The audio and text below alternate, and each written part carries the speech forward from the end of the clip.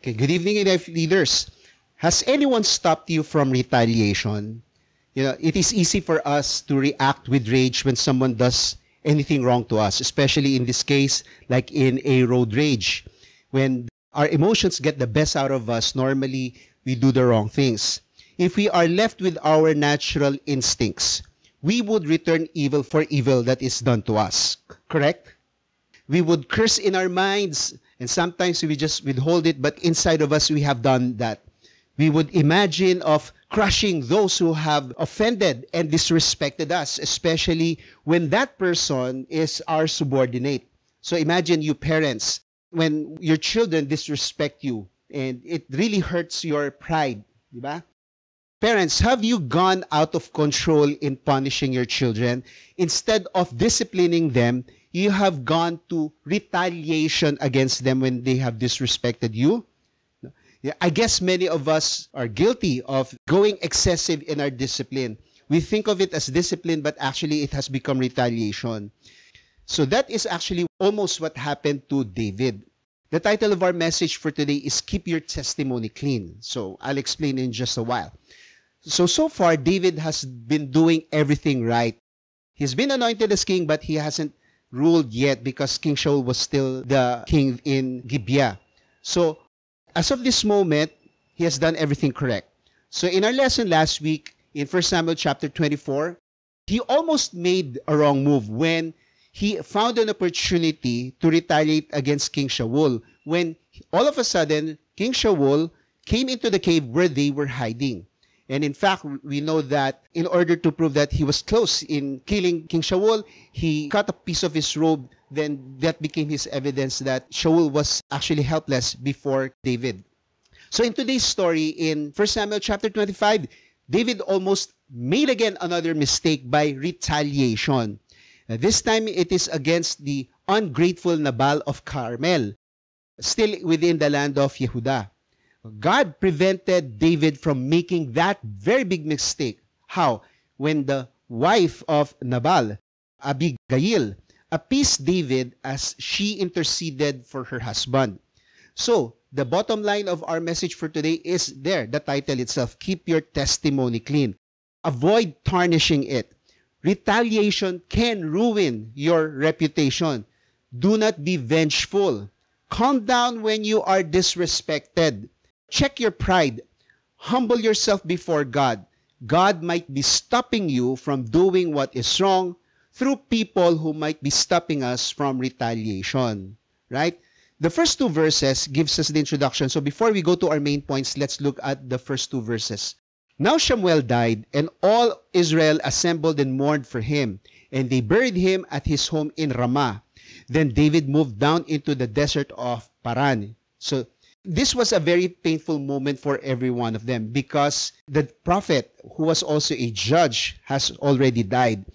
Even though he has left and God has not given any replacement for him in the same manner, as in the same authority, as same reputation and integrity as that of Shamuel, God has never left them alone, and I believe God has never left us any time. The guidance and leadership of Shamuel was very important, and it would be remembered, but it would not be the same without Shamuel. To whom will the kings turn when there is no prophet just like Shamuel? So they were waiting if there will be a replacement just like Shamuel. But did Shamuel leave any kind of a disciple just like him, as authoritative and as prophetic as he was? That was yet to be seen. Again, the death of the prophet Shamuel marked the end of the era of the judges. So he was both a judge and a prophet. Okay? Now, the important thing here is that David did not go to the urban area or back to near Gibeah, which is just north of Jerusalem. He stayed in the desert of Paran. He kept himself away from King Shaul. Now, verse 2 gives us the introduction to the whole chapter. A certain man in Maon, who had the property there at Carmel, was very wealthy. He had 1,000 goats and 1,000 sheep, which he was shearing in Carmel. His name was Nabal, and his wife's name was Abigail. She was an intelligent and beautiful woman. Taas ang mga kamay ng beautiful women. Her husband was surly and mean in his dealings, He was a Calebite. Okay. If you remember, Moses sent 12 spies. The two of them who believed, Hosea, who was a Benjamite, whom Moshe renamed as Joshua or Yehoshua. So he was from the tribe of Benjamin. The other one from the tribe of Yehuda, Caleb. So he is a descendant of Caleb. They are the two spies who believed that they could conquer the land, but eventually the majority won and they failed to conquer the promised land at that time. Okay, so the setting is in Carmel, although Nabal was from Maon.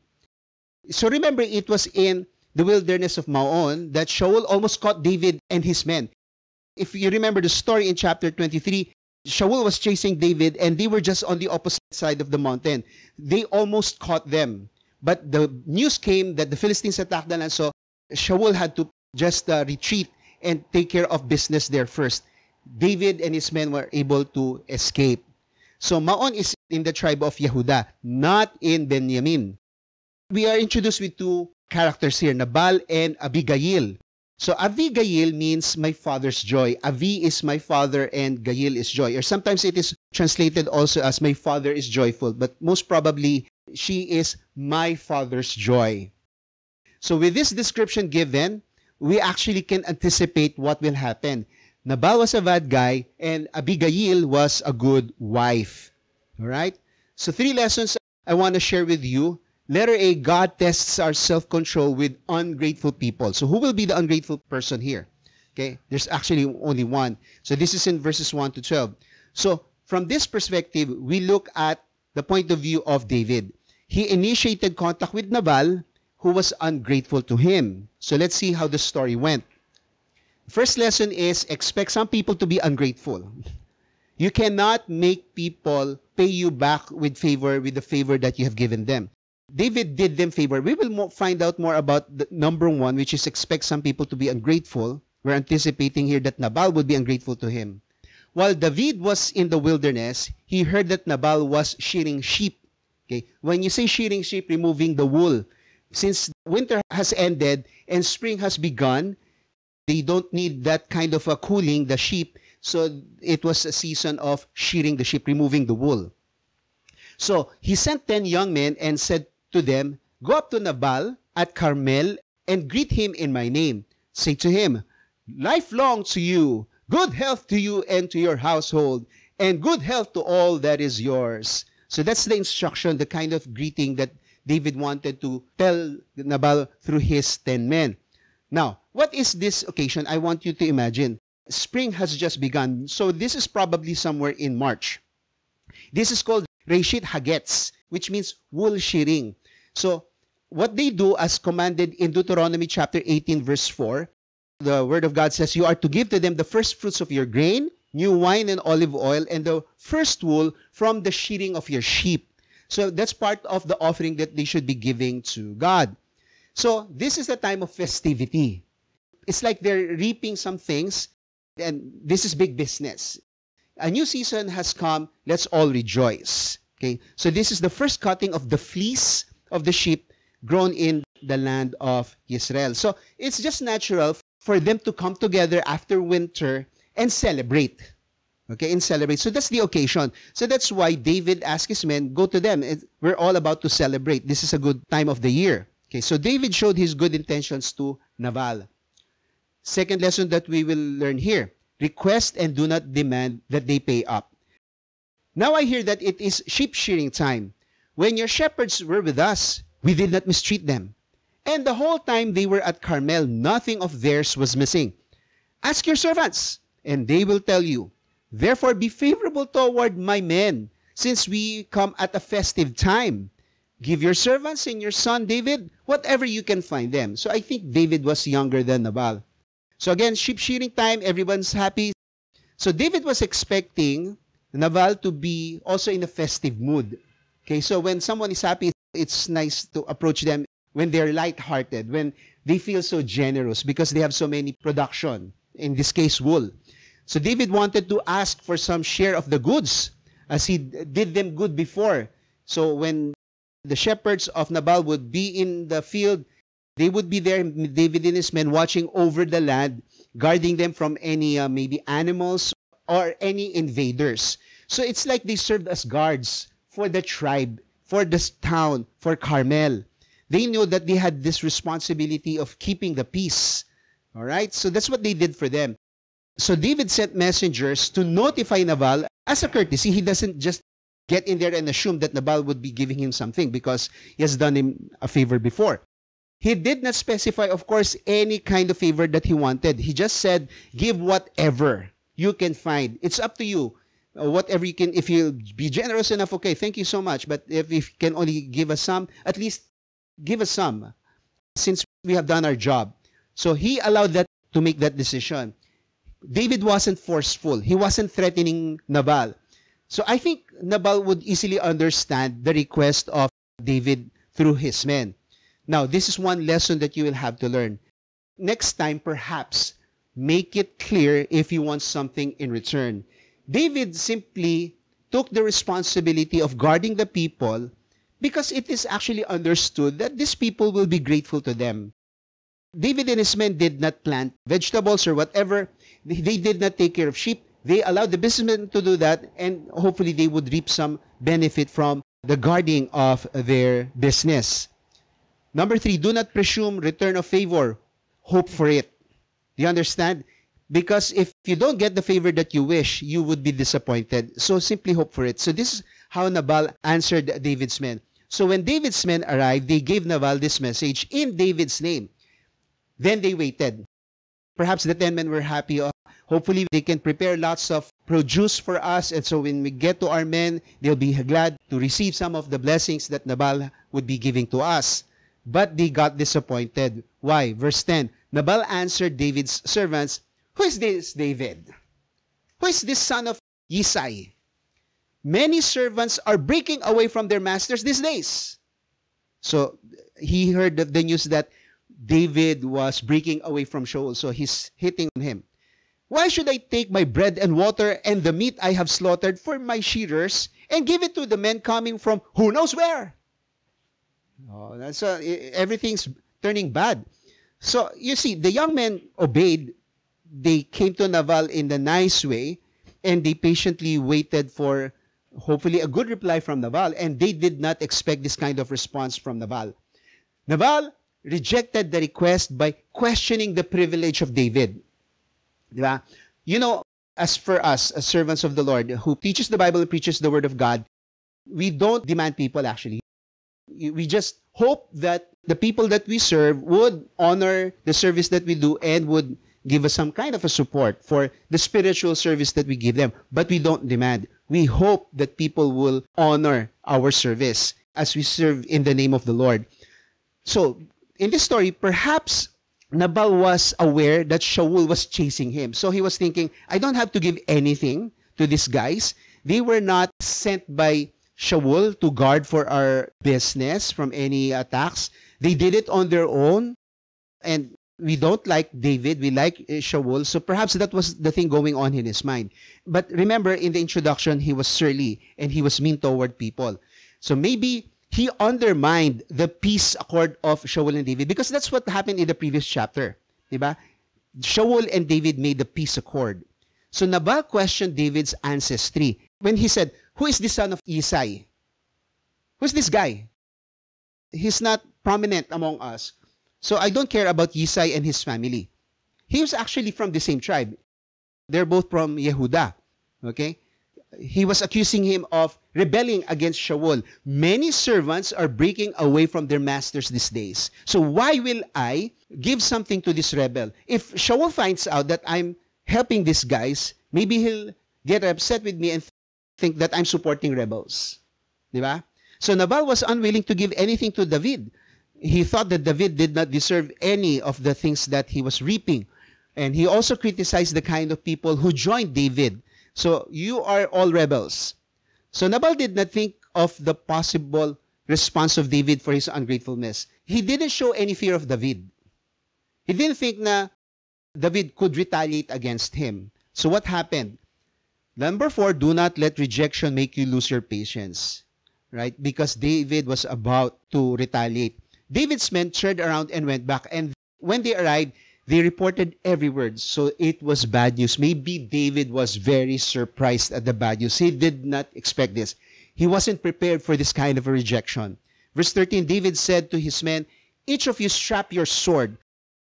So imagine, he was very outraged at this. Strap your sword. Everyone, we're going to attack. We're going to destroy this man's business. How ungrateful this guy has been to us. So they did, and David strapped his on as well. About 400 men went up with David, while 200 stayed with the supply. So David became very angry at the ungratefulness of Nabal. It's really hard to accept this kind of news because you're expecting to be festive. Let me just give this kind of illustration. You know, guys, there are certain men who love to party and to drink. They've scheduled a drinking spree, and then it was canceled. So imagine yung disappointment. I won't be with my friends, we won't have a good time, so on and so forth. So hot-headed sila. We would have gone to this place and have a great time, pero we have nothing. So what do these men do? Okay, let's still meet together and let's just steal some chicken. Or tell the store, we'll pay you for the wine and to drink sometime, but just allow us to have a fun time tonight. We'll pay you soon. We can't pay you right now. So para lang matuloy, di ba?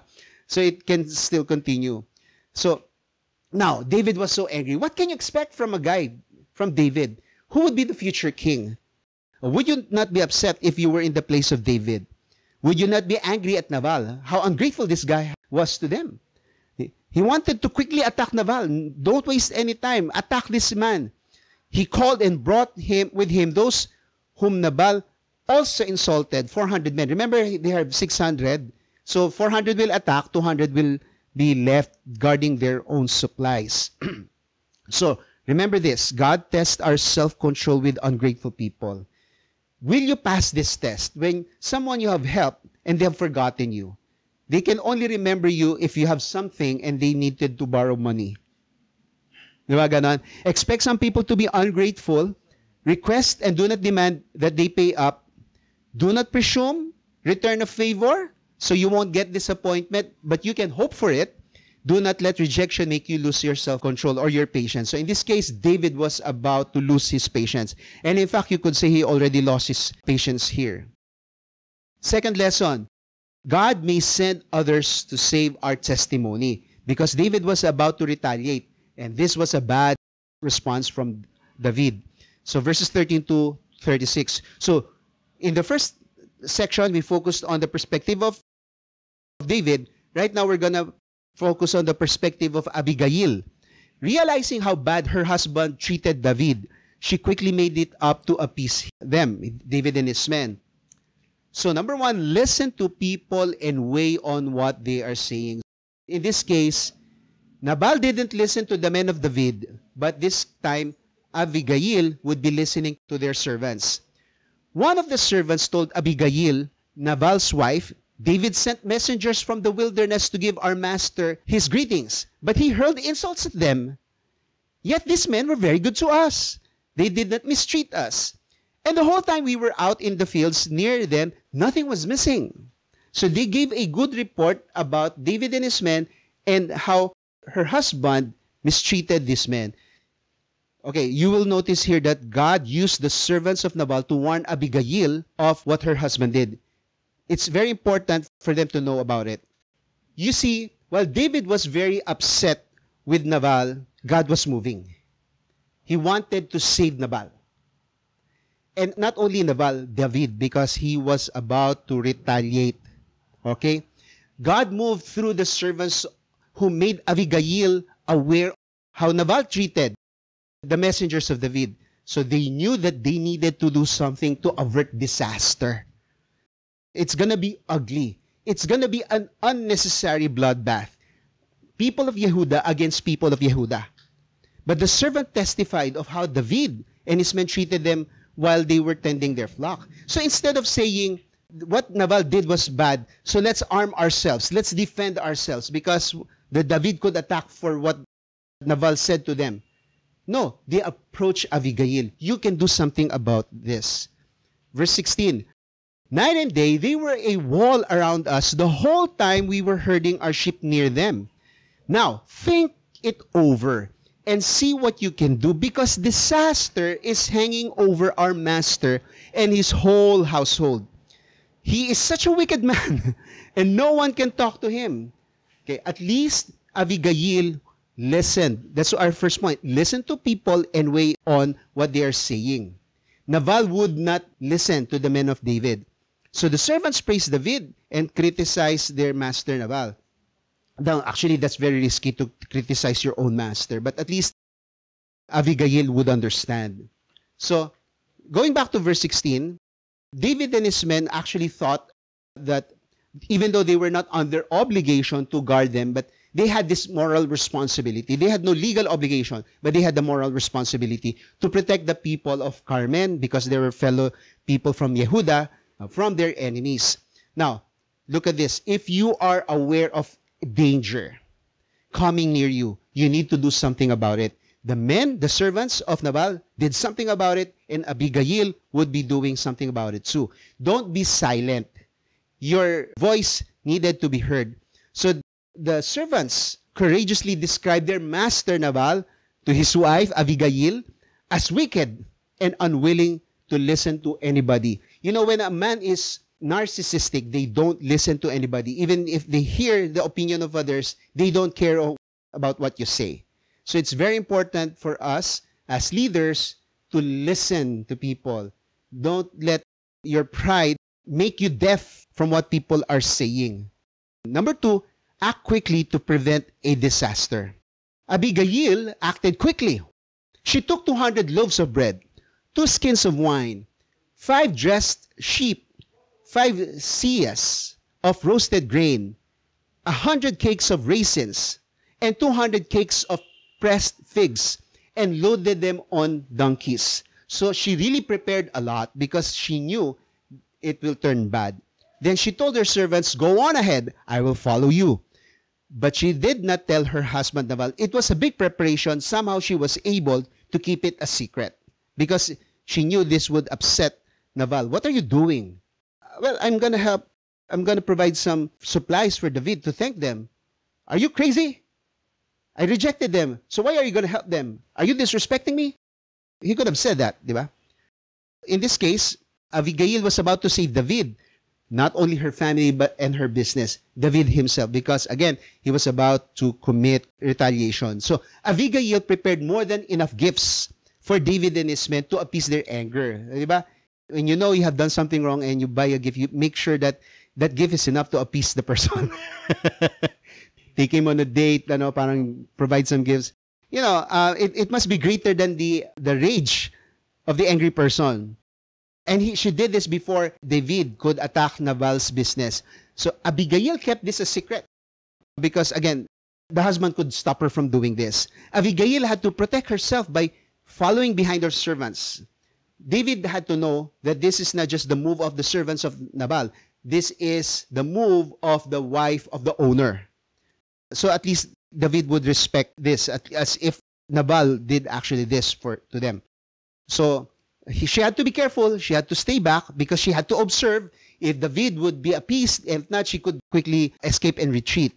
Abigail was a smart woman. As she came riding her donkey into a mountain ravine, so imagine this is dangerous. It's going down the mountain. It's a ravine. There were David and his men descending toward her. So at least they met on the same road, or the same direction. They would be meeting in the same direction rather than David going on another way and Abigail on the other side. So they have to chase and anticipate them and block them, right? That's the plan. There were David and his men descending toward her, and she met them. David had just said, "It's been useless, all my watching over this fellow's property in the wilderness, so that nothing of his was missing." What a waste of energy. "He has paid me back evil for good." He did him good.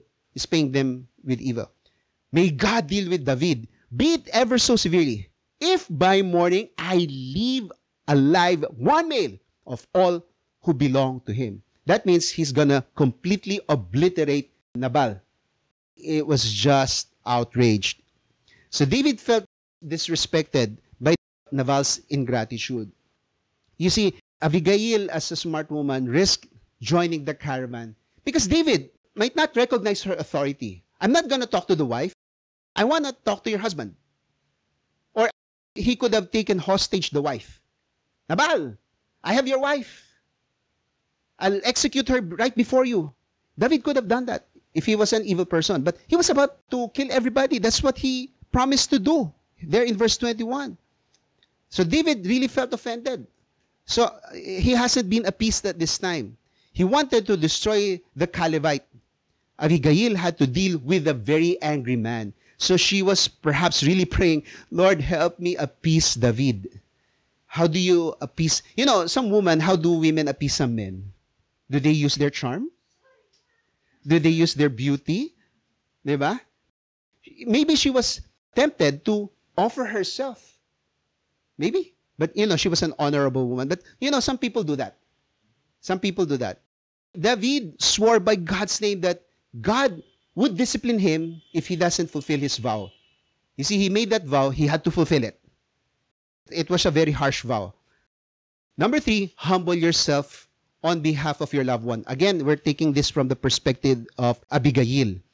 When Abigail saw David, she quickly got off her donkey and bowed down before David, and with her face to the ground, she fell at his feet and said, so she approached this in humility. You see, she didn't want to wait any longer. She went ahead even though she was behind. Maybe she was looking for David. Maybe she could recognize him.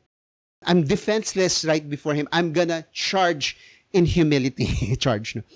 So coming from behind her servants, with all the gifts carrying around, and perhaps David saw all of the gifts that she was bringing through her servants, she humbled herself before David in behalf, of course, of her husband and the whole family business. That was a very smart woman. She believed that she can do something about the situation. She believed that she can save her husband and everyone else. She knew that diplomacy was the right way to approach David. She cannot fight David. Her people cannot fight David. David and his men were warriors, and they were just shepherds. Diba? She didn't ask for the protection from Shaul. Shaul, help us because your son-in-law David is going to attack us. No. Or she did not ask her neighbors, you all also depend upon our business. So let's gather together because David is about to come. Let's protect ourselves. Let's defend our town. She didn't do that. She approached David with humility because they knew they're all helpless before David.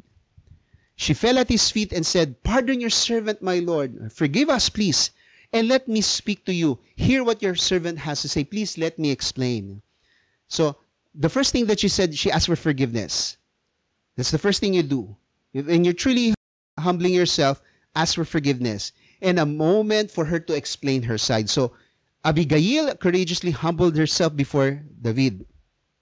Number 4, admit mistakes and do not justify them. Again, this is from the perspective of Abigail, and she's also representing her husband Nabal, who actually made the mistake. She didn't make any mistake. She's doing everything right here. Please pay no attention, my Lord, to that wicked man Nabal, instead of to my husband, to that wicked man Nabal. He is just like his name. His name means fool, which is actually true.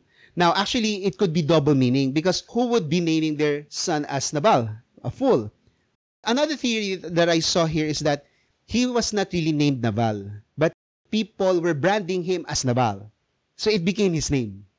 Okay, because he wouldn't listen to people because he was so arrogant, he was so narcissistic, ganon. So Nabal and the word fool have the same consonants in Hebrew.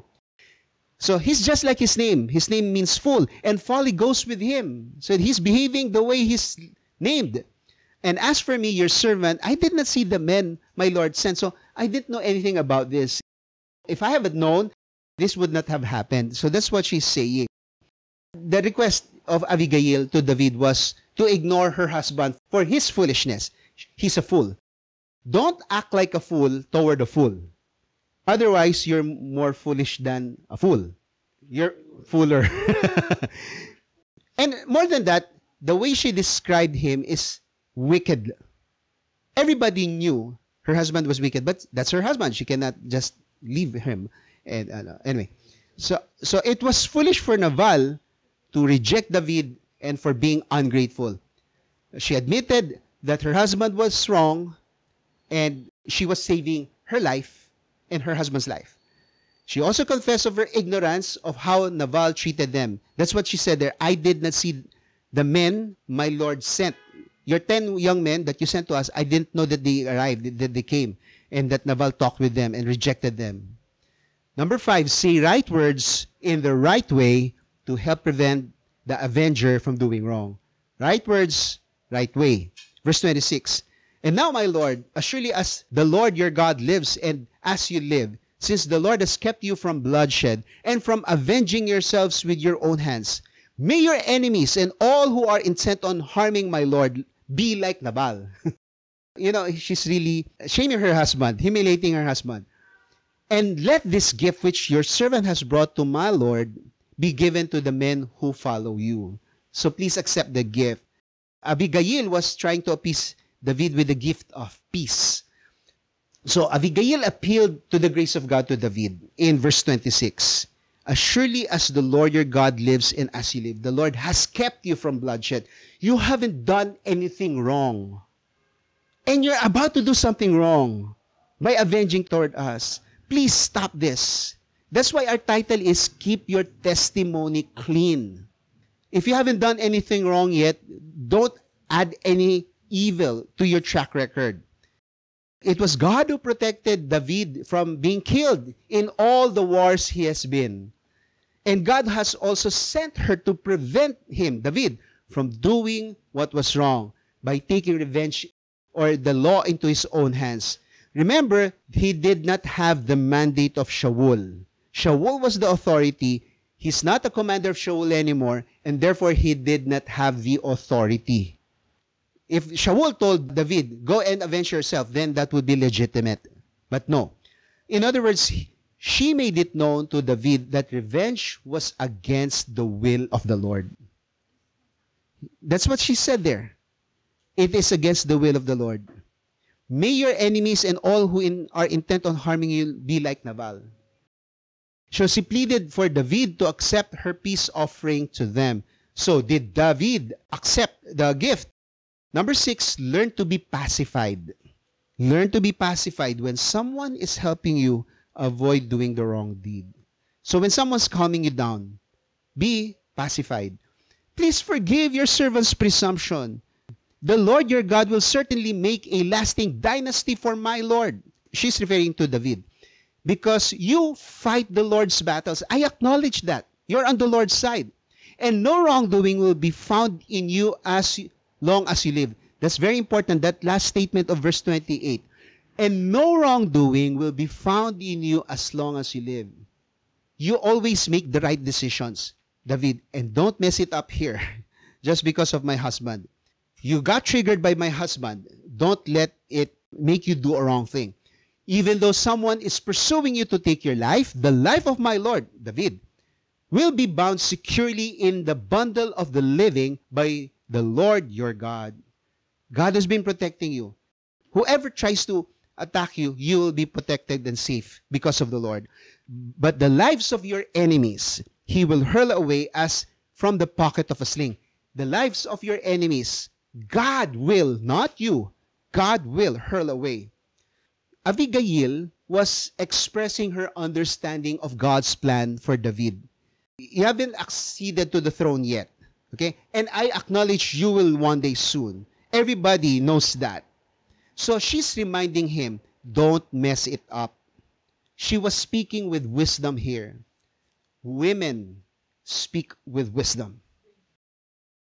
The plan of God is to keep David righteous and his track record clean from any wrongdoing, which could tarnish his reputation when he becomes a king. So imagine that if David did this wrong and people heard about this, in Carmel he avenged because some guy disrespected him, that would be an issue against him.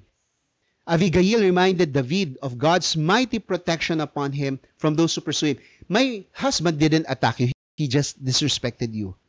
And I know God will protect you if you're attacked. So in this case, David was about to take offense rather than defense. It's one thing, David would be taking the defense, which he's been doing. When the Philistines would attack, they would take the defense. But this time, David was on the offense. He was about to attack his very own people.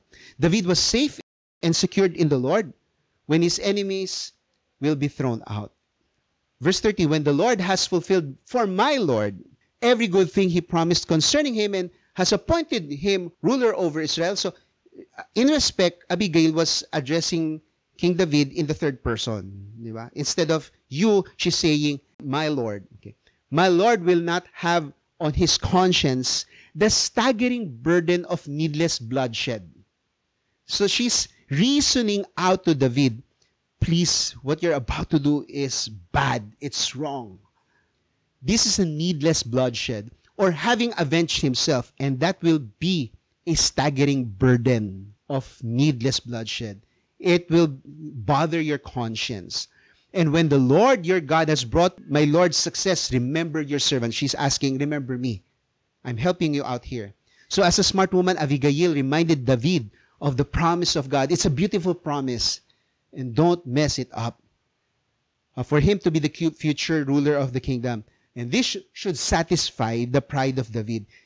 Nabal disrespected David. Abigail was giving him the utmost respect that he deserved.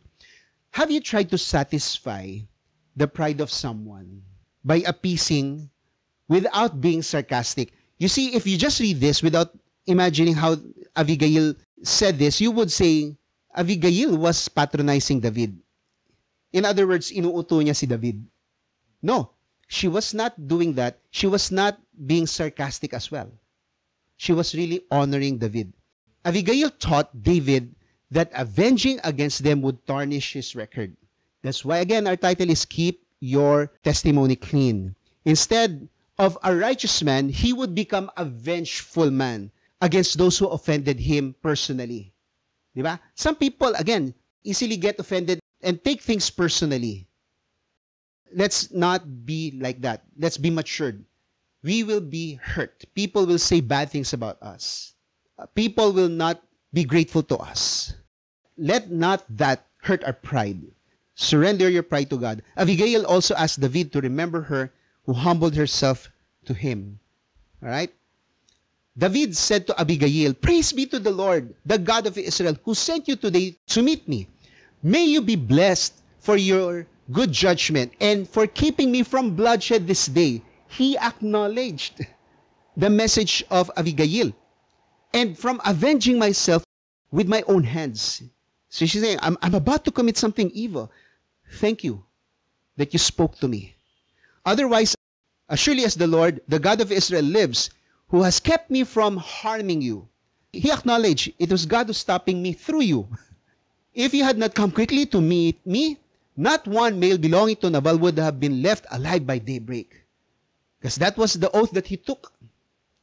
So it's a good thing that David was pacified here. Again, learn to be pacified when someone is helping you. Avoid doing the wrong deed. He acknowledged the humility of Abigail. He brought honor to God who was working right there among them, preventing them from doing what was unnecessary killing of lives of people. David acknowledged that God was stopping him from doing wrong through a woman, Abigail. He admitted that his anger was so severe that he wanted to completely destroy Nabal and his enterprise. So in this way, he's confessing, maybe in a subtle way, he's also admitting his mistakes or almost wrong move. Then David accepted from her hand what she had brought him and said, go home in peace. I have heard your words and granted your request. Finally, he was appeased. David's pride was appeased.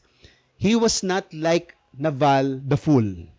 What can we say about Abigail? She was a crafty woman. She prepared gifts for David without Nabal's knowledge. She was a courageous woman. She faced David, a very angry man.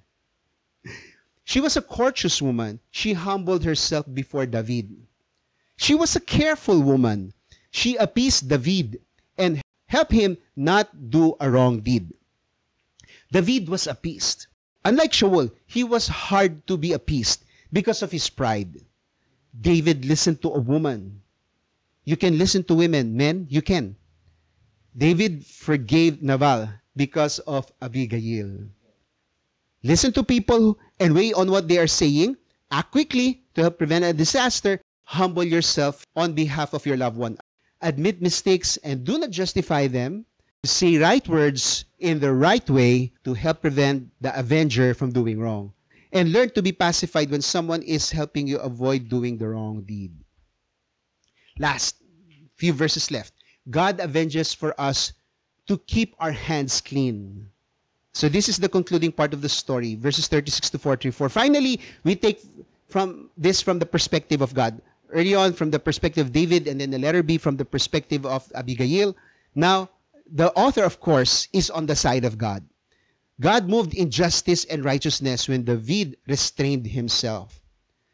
Number one, God will make the wicked fall on their own doing. Verse 36, when Abigail went to Nabal, he was in the house holding a banquet like that of a king. Ha ha ha ha. Because it's festive time, spring season. He was in high spirits and very drunk. So she told him nothing at all until daybreak, that she went out and met David. They almost were destroyed by David.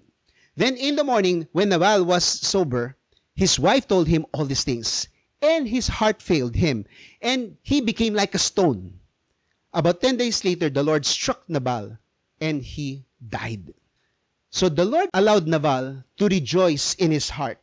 They were having a good time, but that would be his last, and it would not last long. So the scenario might look upsetting that the wicked is rejoicing, and maybe David from afar could hear the sound of rejoicing in the house of Nabal, while they're actually rejoicing as well, because Nabal didn't know that they got something out of him. Abigail remained silent when speaking to Nabal. She waited for her turn, because if she spoke that night, it would be a failure of communication because of his drunkenness and his pride. The message would not get across. So when Nabal heard how his wife did the right thing, and of course he was disappointed because that would be a shame for him, that was a strike against his pride. He experienced what looks like a heart attack. He became a stone. Perhaps he had a stroke. Perhaps he was paralyzed. And the Lord humbled Nabal for 10 days before asking for his life. God allowed him to live for 10 more days, but he could not do anything. So imagine the people around Nabal. Our master has been struck by the Lord. The Lord judged him. Well, we might be rejoicing with him because it was time for festivity, but we don't really like this guy. And it was the Lord who avenged. David did not have to lift up a sword against him. It was God who avenged. God will make the wicked fall on their own doing. Number two, God deserves praise for providing justice. When David heard that Nabal was dead, he said, "Praise be to the Lord." Now, he's not saying this, ha ha ha, ha ha ha ha. No, I mean, he was relieved, okay? I don't think he was laughing at that as an insult. Praise be to the Lord. He was praising God not because Nabal was dead. Who has upheld my cause? He's praising God because God provided him justice. Against Nabal for treating me with contempt. He has kept his servant from doing wrong. So David was admitting, I almost did what was wrong. And has brought Nabal's wrongdoing down on his own head. You see, if you see a bad man prospering in his own evil deeds, don't worry, his judgment will soon come. David was relieved to see God giving him justice. In a day, he had a stroke, he turned into stone, and in 10 days. He died after 10 days. He credited God for intervening in his situation from doing what was wrong. God revenged against Nabal for David. The righteous must avoid confrontation. Okay, let God take vengeance.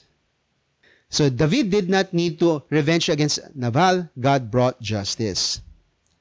Number three, God uplifts the righteous and judges the wicked. His servants went to Carmel and said to Abigail, David has sent us to you to take you to become his wife. They were excited. Woo, woo, woo, woo, woo. She bowed down with her face to the ground and said, I am your servant and am ready to serve you and wash the feet of my Lord's servants. I'll answer that question. Shandel was asking about polygamy. All right. I'll go there in a while. I prepared for that. So David was so impressed with Abigail that he asked her to be his wife. Now, we do not know if David took over the family enterprise of Nabal. Maybe a relative or a son took over the enterprise of Nabal, or maybe he did because he married the wife. We don't know. We don't know. But obviously, David did not act as a kinsman redeemer. You know the law in Deuteronomy 25 verses 5 and 6 that the widow can marry the closest relative, but David wasn't the closest relative. All right? So it may not be the case that David inherited Nabal's enterprise. Abigail expressed humility by being ready to become a lowly servant. It's like she was saying, even though David wanted me to become his wife, but actually it's not necessary. I'm willing to become his servant and wash his feet. She was probably overwhelmed as she did not expect to receive a marriage proposal from David. So in other words, she was willing to serve him as a servant, not necessarily to become a wife. All right? She was just humbling herself. That's the point there. Now, okay, this happened, but there was no command from God for David to marry another woman. There was no command. Actually, when you look at Deuteronomy, polygamy was practiced way back then. Even though at the beginning God wanted marriage to be one-on-one. One man, one woman. Monogamy. All right? But this is one of the practices that was tolerated, but it shifted toward monogamy eventually. I love the treatise of Christopher Wright here, a scholar of the Old Testament Hebrew. He explained there are several things that God didn't want, but He tolerated, but provided them a shift toward the right direction. For example, slavery, divorce, polygamy. These are some of the things that God didn't want. But since it was being practiced then, when Christianity came, we obliterated all those bad practices. Right? When you look at Deuteronomy, for example, there is a case there that he has two wives. Now, God wasn't telling divorce one of them because you ought to have only one wife. If the one wife is unloved compared to the other one, there is a provision from the law that she should get something because she was unloved. It's not fair. But there was no mandate from God to have multiple wives. It was just the case that they were practicing that. So God was providing a law for them sort of to counterbalance the bad practices. All right? Number 4, God blesses a man with a smart wife. This is the last part of the chapter. Abigail quickly got on a donkey and, attended by her 5 female servants, went with David's messengers and became his wife. David also married Ahinoam of Israel, and they both were his wives. But Shaul had given his daughter Michal. Remember, Michal was the one who helped David got out of the window and escape. David's wife to Palti, the son of Laish, who was from Galim. So, going back to verse 42, Abigail accepted to be the wife of the king. You may think that she was pressured to accept David's proposal. She willingly went with the servants. It was just a proposal. It was not a command from David. She was not under obligation to marry him. She already paid him, diba? With the gifts. Abigail was honored to be a wife of a great man, the future king. So that's why she accepted it. Now, the author again was describing how things went. Just because the author said these things happened doesn't mean that God approves of them. In fact, it is commanded by God in Deuteronomy chapter 17, when you ask for a king, the king should not have many wives. He understood that kings love to have many wives. Now, some of those wives were treaty wives. Okay, what's a treaty wives? A king would marry the daughter of another king so that they would have certain relationships so they wouldn't go to war against each other. Treaty wives. We have a peace treaty, and we're going to seal it with the marriage of your king to our daughter.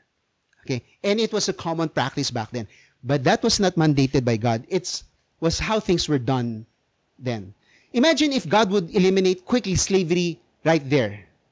When somebody owes something, how can he pay him? So slavery worked for a certain degree. It wasn't perfect system. When someone who owes you something, and he serves before you, at least he's able to pay the debts. It's not a perfect system, but that's the way cultures did it way back then. But right now, we don't recommend that. Okay? We do not know when Shaul divorced her daughter Michal from David, because it says there, Shaul gave Michal to Palti.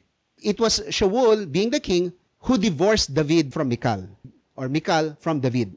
So maybe he heard about it. I'm not the king's son-in-law anymore.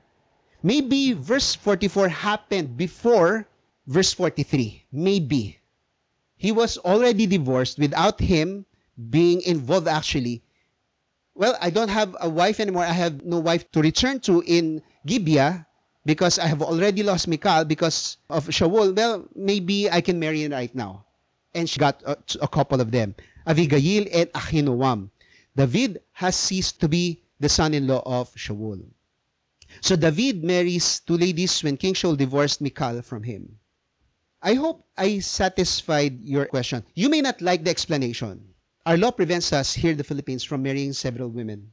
So that's not going to be a problem for us. Although people practice that, having multiple women without marrying them. So God will make the wicked fall on their own doing. God deserves praise for providing justice. God uplifts the righteous and judges the wicked. God blesses a man with a smart wife. Would you like to have a smart woman? You pray that God will bless you with an Abigail. And women, maybe you can become like an Abigail. You see, David was a flawed man. Only Jesus was perfect.